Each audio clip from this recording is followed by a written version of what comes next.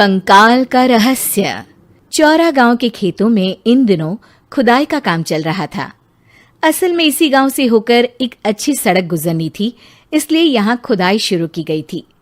अचानक एक दिन खुदाई करने वाली मशीन से कुछ टकराता है। बाद में जब खोजबीन की जाती है तो वहां से 2 कंकाल मिलते हैं। पुलिस गांव के लोगों से पूछताछ शुरू करती है। आप लोगों को क्या लगता है ये किसके कंकाल हो सकते हैं? अरे साहब, हमें क्या पता ये किसके कंकाल है, आप ही लोग पता लगाइए। हम लोग तो बहुत ज़्यादा डरे हुए हैं। हाँ, हमारी फॉरेंसिक टीम अभी आ रही है। ये बताओ कि इस गांव के रहने वाला कोई जोड़ा गायब तो नहीं ना? क्योंकि शुरुआती जांच में तो ये बात सामने आ रही है कि एक कंकाल किसी पुरुष का है तो एक किसी महिला का। साहब, हमें तो बहुत डर लग रहा है। ऐसे कंकाल मिलने का मतलब गांव के आसपास ही किसी की हत्या हुई है या फिर किसी को जलाकर मार डाला गया है। हाँ साहब, हम अपने परिवार को लेकर बहुत ही ज्यादा परेशान हैं। देखिए, आप लोगों की परेशानी हम समझ सकते हैं, लेकिन आप लोगों को पुलिस का सहयोग करना होगा, क्योंकि आपके सहयोग के बगैर हम ये पता नहीं लगा सकते हैं कि आखिर ये किसके कंकाल है और इनकी हत्या किसने की। ठीक है साहब, गांव के लोग आपका पूरा सहयोग करेंगे। हाँ साहब, पूरा सहयोग करेंगे। तो फिर ठीक है, हम अपनी जांच शुरू कर देते हैं। कुछ दिन बाद जांच रिपोर्ट आ जाती है। पता चलता है कि ये कंकाल करीब 20 साल पुराने हैं, यानी 20 साल पहले किसी जोड़े की हत्या कर शव को यहाँ पर दबा दिया गया था। इंस्पेक्टर राघव, ये बताओ कि 20 साल पहले की मर्डर मिस्ट्री क्या अब सुलझ सकती है? हाँ सर, क्यों नहीं। लेकिन अब सबूत और गवाह काफी मिट गए होंगे। मुश्किल तो होगी, लेकिन शायद किसी परिवार को इंसाफ मिल सके। इंस्पेक्टर राघव, आप बिल्कुल सही कह रहे हैं। किसी परिवार को तो इंसाफ मिलेगा ही और किसी को उसके किए की सजा भी मिलेगी। जी सर, मैंने तो जांच शुरू भी कर दी है। 20 साल पहले इस गांव के 2 जोड़े अचानक कहीं गायब हो गए थे। मैंने दोनों ही परिवारों के बाकी के सदस्यों से बातचीत शुरू की तो उन्होंने बताया कि उनके बच्चे शहर गए थे, लेकिन आज तक वापस नहीं लौटे हैं। लेकिन ये दोनों शव किस परिवार के सदस्यों के हैं, ये कैसे पता चल सकेगा? सर, मैंने डीएनए टेस्ट करवा लिया है। आज शाम तक इसकी रिपोर्ट भी आ जाएगी। अच्छा, ठीक है। उसी शाम को सर, डीएनए रिपोर्ट के मुताबिक ये दोनों ही लाशें चौरा गांव के रहने वाले प्रधान सुल्तान सिंह के बेटे और बहू की है। लेकिन इनकी हत्याएं किसने की है, ये कैसे पता लगेगा? इसी का तो पता लगाने की कोशिश में जुटा हूं सर। आज सुल्तान सिंह से मिलने भी जा रहा हूं।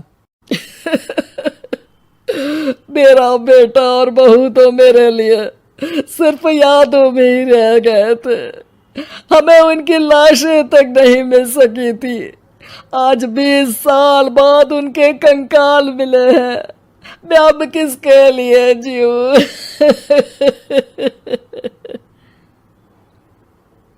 लेकिन सर, क्या आपकी किसी से कोई दुश्मनी थी? अपने बेटे बहू की हत्या के लिए आप किसे जिम्मेदार मान रहे हैं? अब मैं किसका नाम बोलूं? मेरी तो किसी से दुश्मनी नहीं थी, बस मेरे बेटे बहू को कोई वापस ला पाता।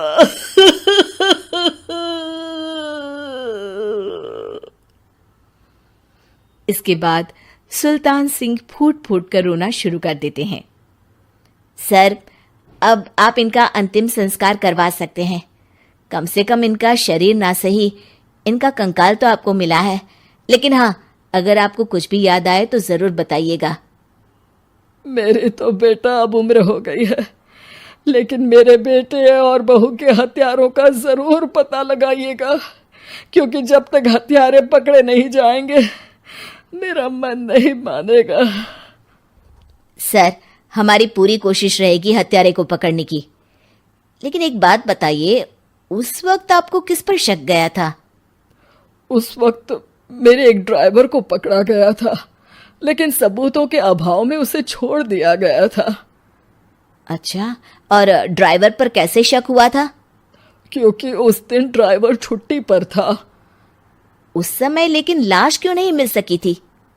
उस वक्त पुलिस ने बहुत कोशिश की थी, लेकिन दोनों की डेड बॉडी नहीं मिल सकी थी।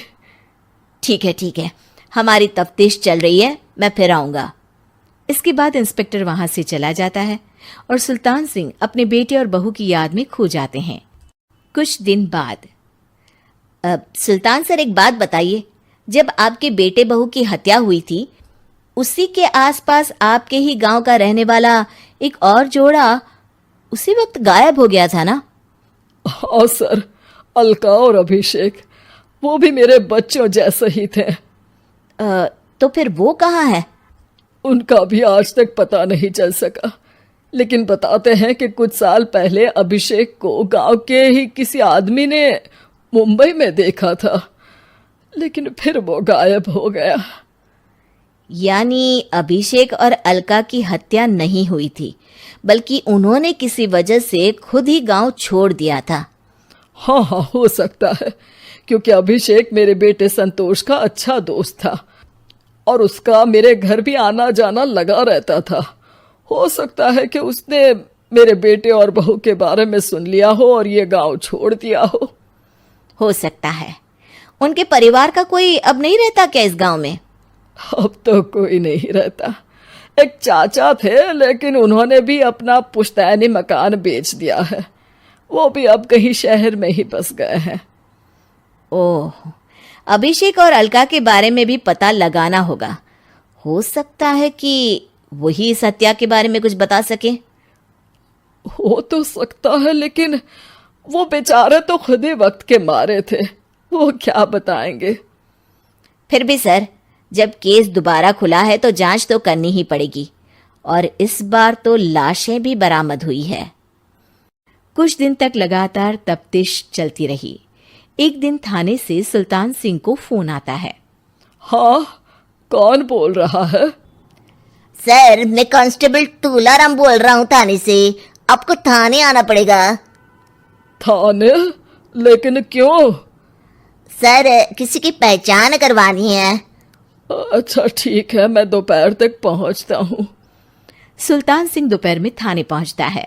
कई पुलिस के अधिकारी वहां मौजूद रहते हैं। सर, आपके बेटे की हत्या का रहस्य आज शायद सुलझ जाए। अच्छा इंस्पेक्टर राघव, पर वो कैसे? सर, उस आदमी को देखिए, क्या वही अभिषेक है? सुल्तान सिंह की आंखों में हैरानी से आंसू आ जाते हैं। हाँ सर, यही अभिषेक है। ये आपको कहाँ से मिला? सिर्फ अभिषेक ही नहीं, बल्कि इसकी पत्नी अलका भी इसके साथ है। मैडम, जरा अभिषेक की पत्नी को लाइए।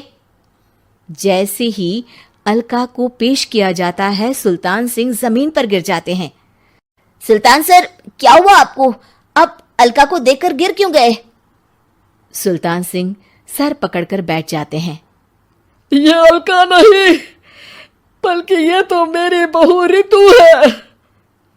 पूरा थाना एक दूसरे का मुंह देखने लगता है। क्या? इसके बाद हर किसी को दो कंकाल और हत्या का रहस्य समझ में आ गया। अभिषेक और रितु ने मिलकर संतोष और अलका की हत्या की थी और लाश को जमीन के नीचे दबा दिया था। आज 20 साल बाद इस हत्या का रहस्य खुल सका था।